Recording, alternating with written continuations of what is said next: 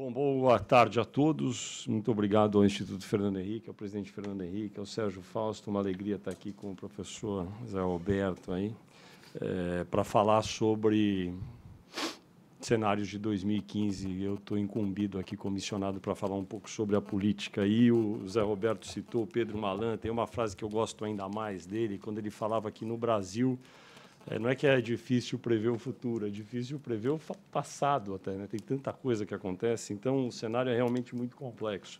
Agora, estou me sentindo aqui, eu estava lendo minhas anotações, parecia aquela figura da morte com aquela foice, porque o cenário você só acha elementos ruins para citar a respeito da política. Então, para contrabalançar um pouco, vou falar algumas coisas que eu considero positivas, que eu tenho visto acontecer ao longo das últimas 2 décadas e meias ou 3 décadas.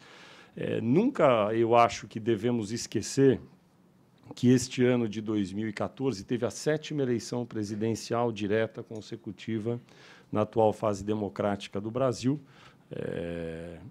Tivemos muitos problemas, mas é a 7ª eleição, e quando a presidente Dilma Rousseff, que foi reeleita, tomar posse no dia 1º de janeiro de 2015, como previsto, ela será protagonista de um fato inédito, porque nunca houve 7 eleições consecutivas diretas seguidas com a posse do eleito. Isso teria acontecido em 1918, com Rodrigues Alves, que morreu, não tomou posse. Então, nunca tivemos na nossa... Não. O presidente perguntou se eu não estou augurando aqui. Estou apenas relatando um fato objetivo.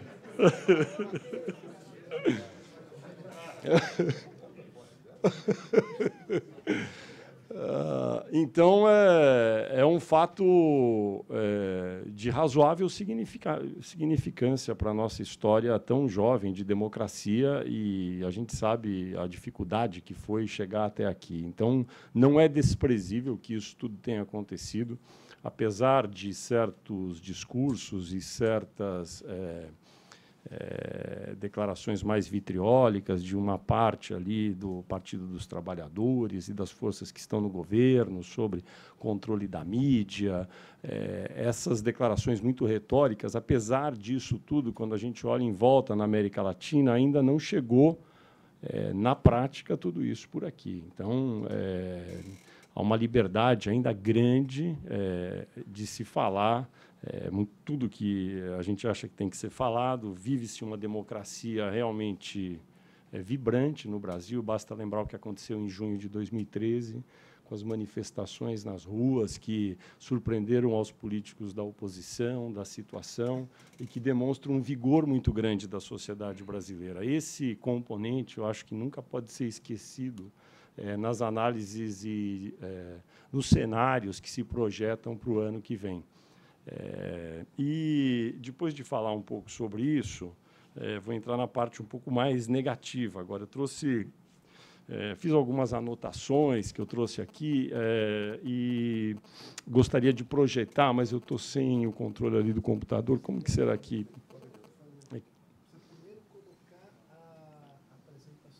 Na verdade, são 2 PDFs que estão na homepage, no desktop. Mas, enquanto isso, só para dizer... o Senado é a primeira, FHC, Lula e Dilma. Esse aí. Não sei se dá para abrir maior, está um pouco pequeno. A presidente Dilma Rousseff é, de longe, a presidente da República eleita que, depois da sua eleição, enfrenta uma situação mais frágil do que todos os outros que foram eleitos. Não tem a menor comparação com todos os outros. Fernando Collor de Mello, presidente Fernando Henrique 2 vezes, depois o presidente Lula 2 vezes e a própria presidente Lula. Quando foram eleitos, desfrutaram, no início, de uma legitimidade muito grande para implantar medidas, para tomar decisões, para nomear ministros e não ter que ficar com uma lanterna procurando no mercado financeiro alguém, até encontrar um que não aceita, procura o outro, pede permissão. Esse tipo de dificuldade enfrentado pela presidente Dilma é realmente inaudito na história da democracia recente brasileira. Ela é a 7ª presidente eleita pelo voto direto, quer dizer, na 7ª eleição consecutiva, mas, curiosamente, parece que, às vezes, dá a impressão que nem venceu a eleição, que está terminando um mandato e vai entregar o governo para alguma outra força diferente que não a dela, que vai, de fato, assumir no dia 1º de janeiro. Quando a gente olha os dados aqui, tanto nos anos de reeleição, que foram esses que eu procurei trazer aqui, porque são mais comparáveis entre si. Então, pegando o ano da reeleição do presidente Fernando Henrique, que foi em 98, e o ano anterior, no caso do presidente Lula, a reeleição foi em 2006, e o ano anterior, 2005, e agora da presidente Dilma, ela é a que teve a votação mais apertada de todas. Realmente bateu na trave, não é? Ela teve 51,6% dos votos, numa votação muito inferior à que teve o então presidente Lula, quando foi reeleito, que teve quase 61% no segundo turno, ao ser reeleito em 2006. E não devemos esquecer que, em 2006, o então presidente Lula enfrentou, no ano anterior, um escândalo muito rumoroso que o fragilizou de maneira extrema no campo político. E, ainda assim, no ano seguinte, conseguiu a reeleição com uma votação muito expressiva. E o presidente Fernando Henrique, que enfrentou uma crise econômica séria, internacional, no ano de 98, o mundo teve muitos problemas e, ainda assim, conseguiu a reeleição no primeiro turno. E aí pôde, com isso, com a força da reeleição, implantar as medidas necessárias no momento que era dramático para a economia brasileira naquela época. O presidente Dilma Rousseff,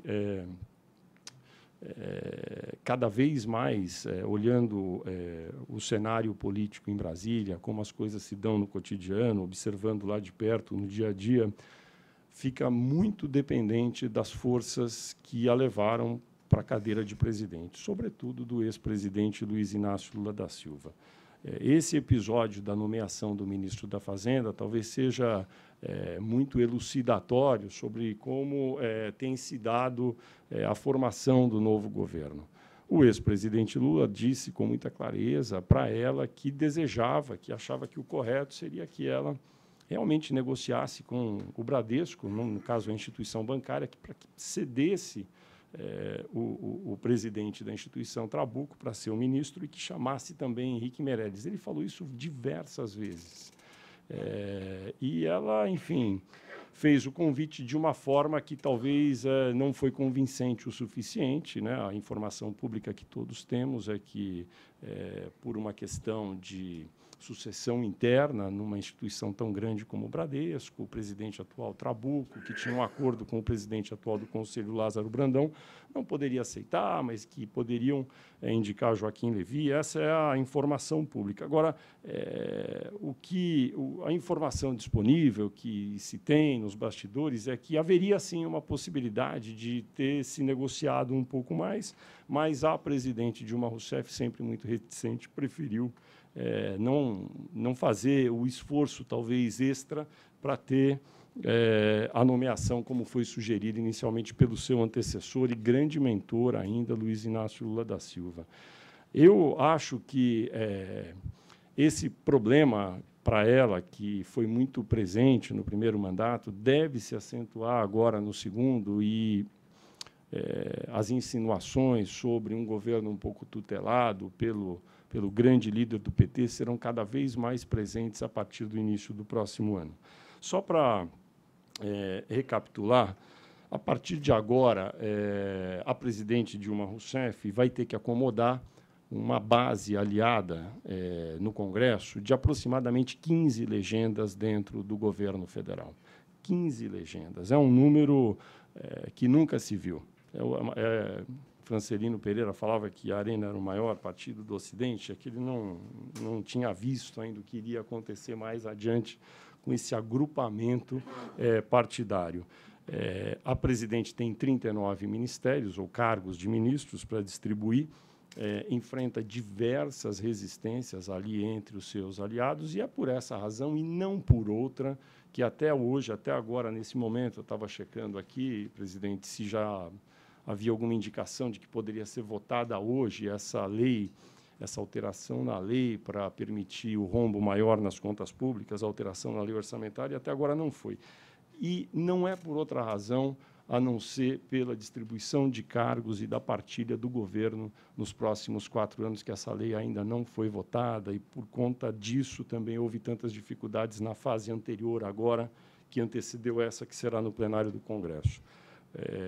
Não está certo se vai ser votado hoje, a previsão é que ainda seja, mas será uma grande derrota para o presidente da República, que chegou num ponto que eu não conhecia até hoje. A gente sabe que existe uma necessidade do governante, do prefeito, do governador, do presidente da República de ceder algumas coisas que não sejam vitais no governo para ter uma certa estabilidade no poder legislativo. Agora, esse decreto presidencial publicado na última sexta-feira talvez tenha excedido todos os limites conhecidos, porque oficializou em decreto presidencial a troca de favores entre um governo e sua base aliada, especificando de maneira clara, para aqueles que todos aqui talvez tenham visto, que, a não ser que o projeto de lei que altera a lei orçamentária fosse aprovado, não haveria um aumento das liberações de verbas do orçamento para as emendas dos deputados e dos senadores. É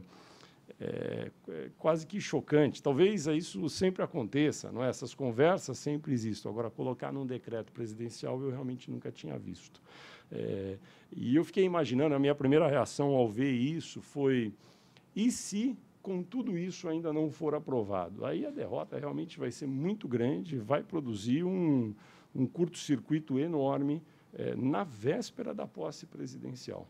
Então, a presidente Dilma tem caminhado realmente num certo limite quando se refere a tentar conter a insatisfação daqueles que estão ali na sua chamada base de apoio dentro do Congresso. Os próximos 2 meses vão ser consumidos muito por isso, pela acomodação de todas essas forças.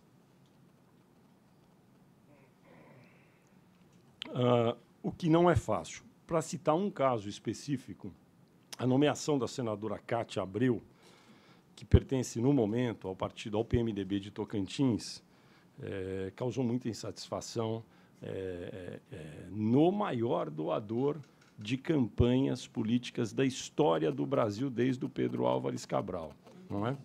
Talvez do mundo. Não conheço uma empresa que tenha doado 391 milhões de reais para políticos de todos os partidos e que disputaram todos os cargos. É realmente... Pois é. E eu fico imaginando o tipo de... É Friboi?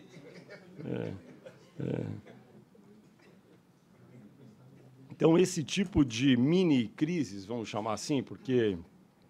Até o uso da palavra crise ele acabou sendo um pouco banalizado ultimamente, porque tudo é crise, eu fico pensando, mas se isso é crise, o que vai ser quando forem julgados os acusados do escândalo na Petrobras? Daí vai ser o fim do mundo, realmente, né?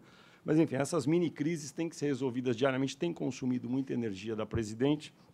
Ela, aparentemente, resolveu, pro forma, o aspecto econômico com a nomeação curiosa, a nomeação sem dar posse ainda para a equipe econômica nova, mas, em teoria, encaminhou o problema. Resta saber se ela terá a força política para sustentar as decisões que serão tomadas nos próximos meses e que serão duras e que terão consequências, como a gente viu na exposição do Zé Roberto, porque o que vem pela frente, então eu gostaria de dizer aqui o cronograma. Os próximos 2 meses, nomeação para os cargos de confiança e para os ministérios e para as estatais. O que eu sempre ouvi em Brasília é que toda vez que você nomeia um ministro, você desagrada uns 30 ou 20 pessoas no entorno que esperavam eles serem os nomeados, não é?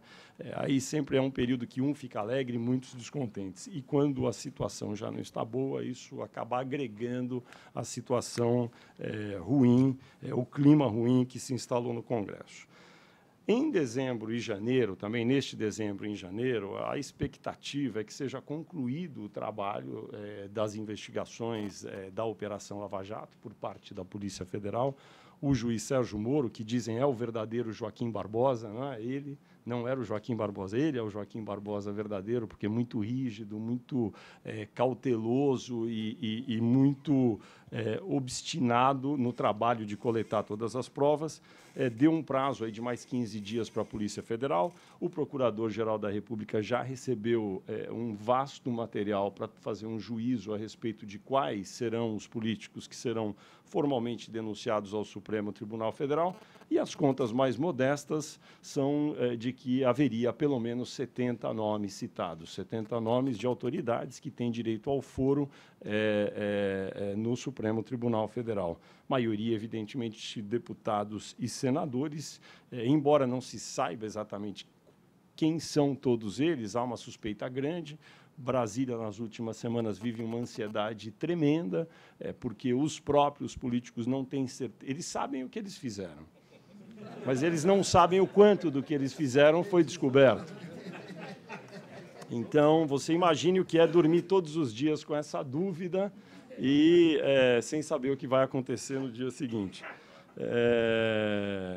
Uma vasta gama de partidos deve realmente ser atingida, não se sabe exatamente se apenas do governo, sobretudo do governo, mas se pega alguma sigla de oposição, isso é possível, não se sabe, porque a corrupção se deu não só no plano federal, mas em instâncias também inferiores, locais, com governadores, muitas vezes envolvidos. Então, esses 2 meses serão tomados por isso, possivelmente até o final de janeiro. Eu creio que antes, mas isso é da cabeça do procurador Rodrigo Janot, essas denúncias devem ser oferecidas. Aí terminou janeiro, então já se sabe quem está acusado e está tudo resolvido. Muito pelo contrário, porque no dia 1º de fevereiro, como sabemos, não há uma simetria nas posses, né? Toma posse o presidente da República, governa com um Congresso em recesso, uma das anomalias do nosso regramento institucional.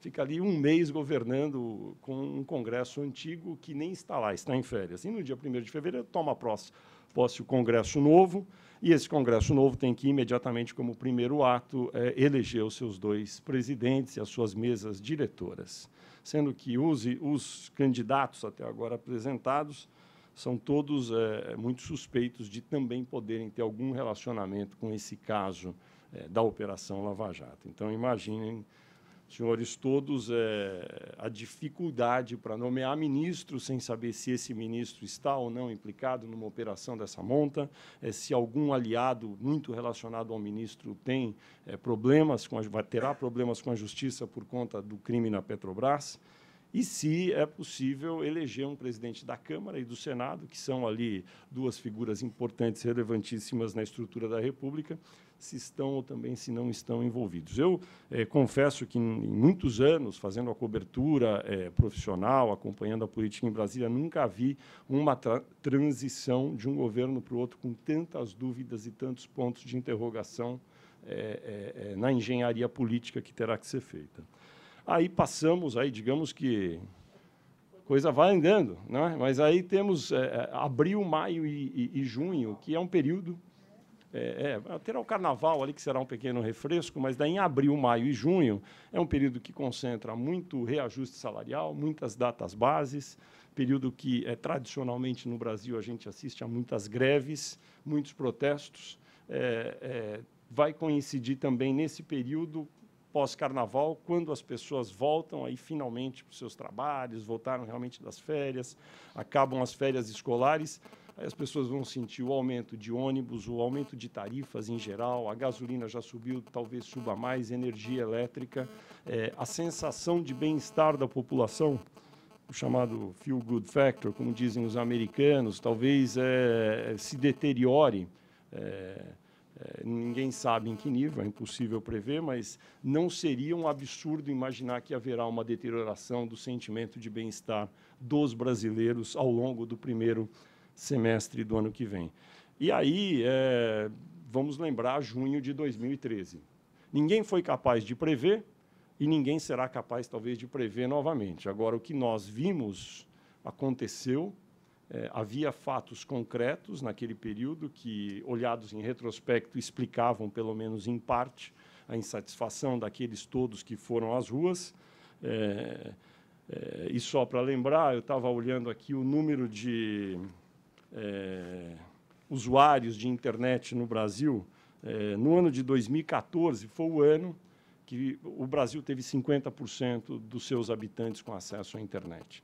Isso aconteceu há cerca de 14 anos nos Estados Unidos. Aqui, chegamos lá agora. As redes sociais tiveram um papel muito grande já na mobilização de militantes, ainda que tenha sido só no ambiente virtual, muitas vezes, mas teve um papel muito mais relevante na eleição de 2014 do que teve na eleição de 2010. Terá sempre... a gente tem dúvidas sobre o dia em que as redes sociais e a internet serão preponderantes em relação aos outros meios. A gente só não tem dúvida de que ela vai aumentar a cada ano. Isso vai acontecer. E, como fator mobilizador, é possível que, ao chegarmos no meio do ano de 2015, a presidente da República vai estar enfrentando um Congresso... se não rebelado, em estado ali de paralisia, por conta dos processos todos que terão que ser instalados. Digamos que não sejam 70, digamos que sejam só 30. É uma enormidade. O caso dos anões do orçamento, que estávamos conversando antes aqui de começar a exposição, o presidente Fernando Henrique lembrou, se eu mal me recordo, foram 13. E não se falou de outra coisa, por mais... E eram anões, e eram pessoas de pouca expressão política. Agora são gigantes morais. Exato, e eram anões. Então, esse caso, que é de 93, 4, e reverberou até o início de 94, ele teve 13 implicados, eram pessoas de menor relevância e expressão política, e provocou uma paralisia grande dentro do Congresso. É impossível prever o que vai acontecer, mas certamente haverá um impacto. Então, a presidente vai estar lidando com o Congresso ali em estado, vamos dizer, de criogenia, quase congelado, sem conseguir fazer nada que seja importante, alguma emergência que o governo precise, não terá ajuda do Congresso, talvez. Na economia, se ela permitir que realmente sejam adotadas as medidas que todos sabemos o futuro ministro Joaquim Levy vai tomar, a sensação da população não vai ser a melhor possível no primeiro momento. A popularidade da presidente da República deve sofrer algum tipo de erosão. Forma-se, para usar o jargão que sempre tem sido usado, uma espécie de tempestade perfeita, cujas consequências são muito... intangíveis. Como nunca passamos por isso, elas são muito intangíveis. Agora, nunca é demais lembrar que a mistura mais explosiva que existe no comando de um país, numa república com a feição que tem a brasileira, quando há uma crise econômica profunda misturada com crise política. Foi o que aconteceu, sem querer dizer que o cenário vai se repetir, nos anos do então presidente Fernando Collor. Em 1992, o Brasil vivia uma crise econômica profunda e havia um esgarçamento político gigantesco também no poder legislativo. Conversando com uma pessoa que analisa muito política, fazendo uma brincadeira, essa pessoa me disse o seguinte: o presidente Dilma vai ter que fazer só uma coisa para resolver isso. Ela vai ter que provar que ela é uma política muito melhor que foi o presidente Lula. Porque melhor gestora ela já não foi. Então, agora, ela só tem que fazer isso. Se ela for uma política mais hábil que o Lula, ela consegue sair dessa. Então, não é uma tarefa muito fácil. Não é uma tarefa muito fácil. A presidente realmente tem um desapreço muito grande pelo trabalho cotidiano da política. Ela realmente não sente nenhum prazer. Aí poderia se dizer, puxa, mas muitos políticos que já ocuparam cargos importantes também não sentiam muito prazer em falar com determinados deputados, inexpressivos, senadores. Agora, é o dever de cada governante fazer isso, porque faz parte do job description de um presidente atender os deputados, atender os senadores e conversar. E, muitas vezes, eu ouço isso de maneira recorrente em Brasília, a incapacidade que a chefe de governo no Brasil tem de se relacionar com o outro poder de maneira mais liana, mais enfim, leve, conversar às vezes. Muitas vezes o sujeito tem más intenções, é verdade, mas muitas vezes ele deseja também dizer que esteve com o presidente da República, gosta de dizer que foi, que pediu e que está conversando. Para ele, isso, muitas vezes, no plano político, ajuda muito. E quando a presidente da República não se dispõe a fazer isso, aí as coisas ficam difíceis. Quando se considera que o segundo ministro mais importante do governo, que no momento é o ministro Aloysio Mercadante, é chamado pelo presidente Lula de uma Dilma de calças, então, vocês vejam que situação temos ali, porque o ministro... Você não acha ele jeitoso? Eu também já ouvi dizer que o Aloysio Mercadante seria o José Serra do PT, às vezes.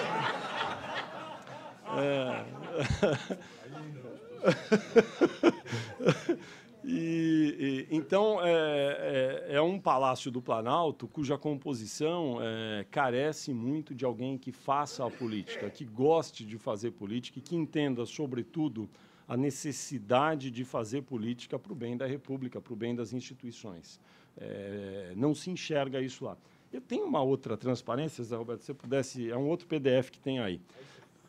Teria que fechar já? Tá, já estou fechando. Desculpa o... eu gostaria muito de mostrar esse mapa, porque eu acho o seguinte, será que tem como abrir um pouco?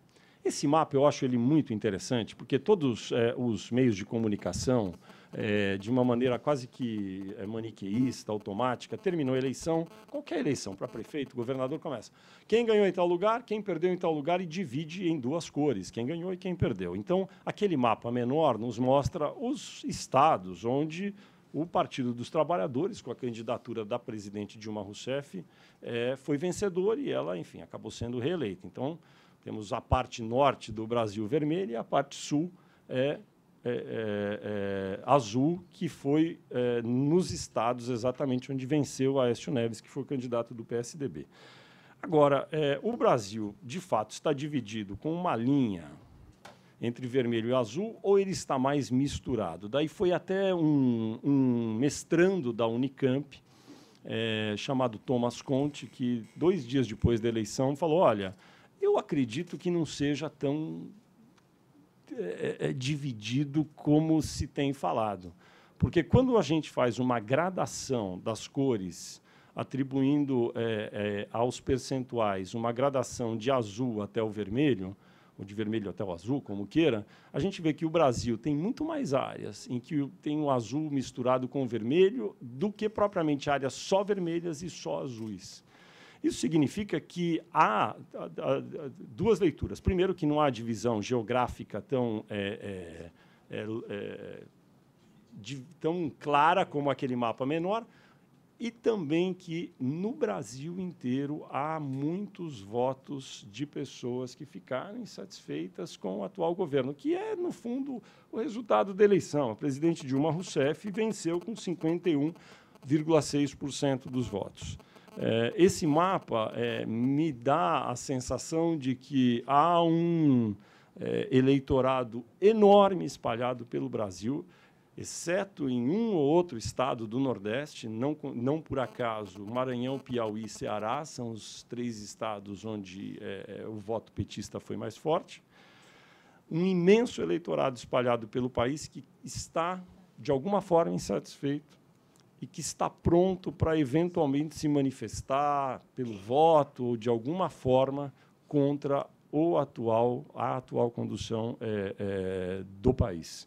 Então, isso aí deve ser agregado a qualquer análise que se faça sobre como vai se comportar a política no ano de 2015. O país está com um sentimento muito misturado entre aqueles que apoiam e os que não apoiam a presidente Dilma. E não é apenas algo concentrado no Nordeste. Isso é visto de maneira generalizada pelo país inteiro. E o crédito desse mapa, como eu disse, é de um mestrando, um jovem da Unicamp, Thomas Conte. Era isso. Muito obrigado. Desculpa me estender muito.